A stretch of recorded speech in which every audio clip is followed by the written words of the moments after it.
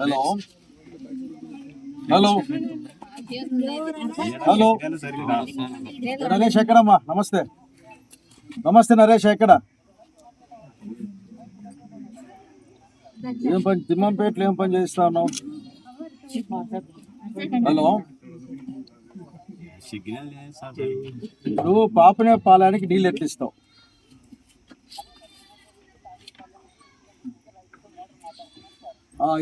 రోజు ఎన్ని ట్యాంకర్లు పంపిస్తావు ప్రస్తుతానికి?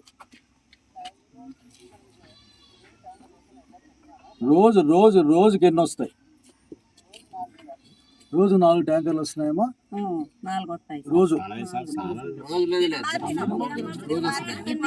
అంటే రోజుకి 2 రోజులకు ఒకసారి వస్తే రోజుకి 2 ఇచ్చినట్లే కదా అప్పుడు నువ్వు. ఏదో నరేష్ ఇదే మన పరీక్ష కాదు, 10th క్లాస్ ఎగ్జామ్ కాదు. నువ్వు నాకు అబద్ధం చెప్పాల్సిన పనిలే, నేను నీకు నీ అబద్ధం చెప్పాల్సిన పనిలే.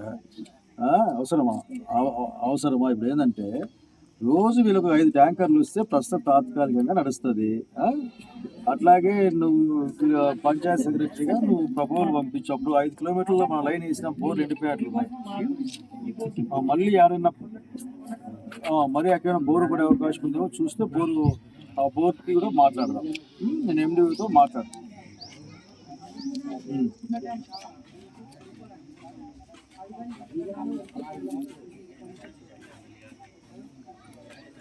ఇప్పుడు జంబులు తిన్న చెరువు అయినా ఒకసారి నీళ్ళు వచ్చి తిమ్మంపేట చెరువు లేక అంత తింటే బోర్లు ఆడ వేసి నీళ్ళు పడితే ఆ నుంచి నీళ్ళు అడిపేయడమే. ఇది వేరే ఈ పాపినేపాలెంలో కొండలకు ఈ మధ్య దాన్ని చేస్తాం. మరి ఒకసారి తిమ్మంపేట వాళ్ళతో ఎండితో మాట్లాడతాం. తిమ్మంపేట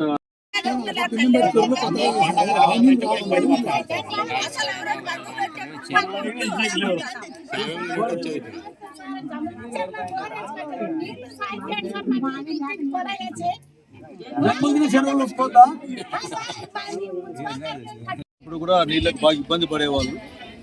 చెరువు కానీ లేక గుంట కానీ ఏమి లేని ప్రాంతం ఇది. కొండల మధ్యలో అట్లా కొండ పైన ఉంటుంది. ఇది తిమ్మంపేట పంచాయతీలో ఉండే గ్రామం ఇది.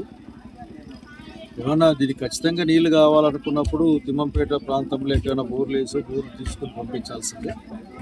చాలా కష్టంగా చూస్తూ ఉన్నా. అసలు మా అక్కలు ఏదో అడగడం లేదు, నీళ్లు చాలుపు మాకేమొద్దు అనే పరిస్థితి. ఆఫీసర్తో మాట్లాడి ఒక వారం రోజుల లోపల వీలైతే 1-2 రోజుల్లో కానీ ఇక్కడ నీళ్లు పంపించేందుకు ప్రయత్నం చేద్దాం. ఇప్పటికి మార్చి దినం 4 ట్యాంకర్లు పంపిస్తున్నామని చెప్పారు. దినము 4 ట్యాంకర్లు పంపే విధంగా కూడా నేను మాట్లాడుతున్నాను.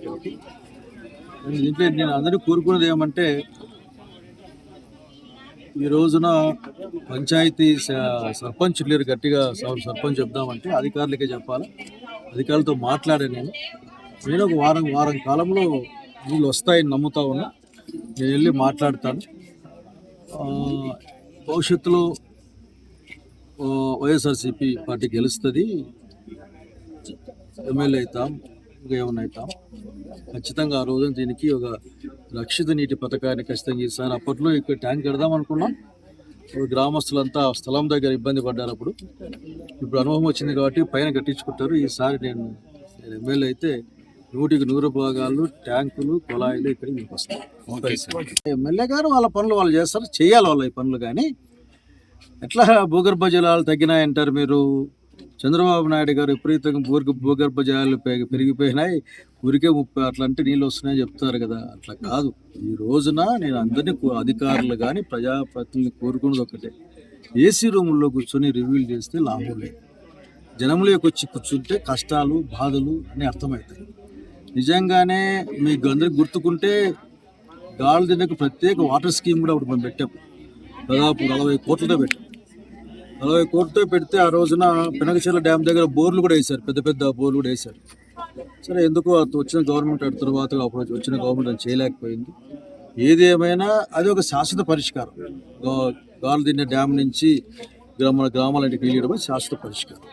అది మరి ఖచ్చితంగా నేను ఈసారి అధికారులకు వచ్చిన తర్వాత ఆ ప్రాజెక్ట్ పూర్తి చేస్తాను. దాంతో పాటుగా నేను అడిగేది ఒకటే, అధికారులని కానీ లేక మిగతా అందరు ప్రజాప్రతినిధులు అడిగేది ఒకటి అంటే, మీరు దయచేసి ఏసీ రూముల్లో కాకుండా జనాల్లోకి వచ్చి కూర్చొని మాట్లాడితే మీకు కష్టం అర్థమవుతుంది, కష్టం అర్థమైతే పని చేస్తాను అనుకుంటా ఉన్నాను. నేను రాజకీయ విమర్శ చేయడం లేదు, విమర్శ కోసం మాట్లాడడం లేదు నేను. కానీ ప్రజలు కష్టాల్లో ఉన్నప్పుడు మనం జనం దగ్గరికి వెళ్ళాల్సిన బాధ్యత మాత్రం మన మీద ఉందని తెలియజేస్తాం.